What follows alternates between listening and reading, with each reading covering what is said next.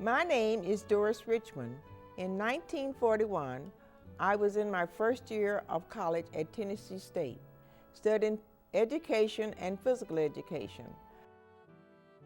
I planned to get my teaching credential. On December the 7th, I was at home with my family listening to the radio. When we heard the news on the attack on Pearl Harbor, we said, "Oh my goodness, the enemy is knocking at our back door." My oldest brother was my family's breadwinner, but he felt he had to defend our country, so he enlisted in the Army. He had been sacrificing his own education to put me and my two sisters through college. By 1943, my sister and I began to wonder what we could do for the war effort. We were told that both Lockheed and North American Aviation were hiring. My sister decided to go to Lockheed, where she was hired to work on the P-38s, the Lightning fighter planes. I went down to North American Aviation in Inglewood. They hired me right away to build the B-25 bomber.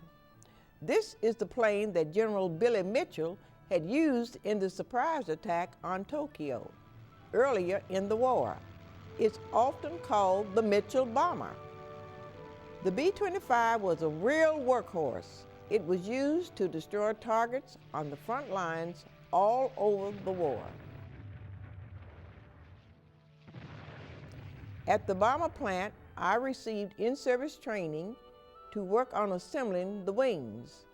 Because I was so small and agile, I could easily climb up ladders to check to see that all the wiring that controlled the lights and the flaps were secure. Everything had to be 100% before the plane could be sent on to the next stage.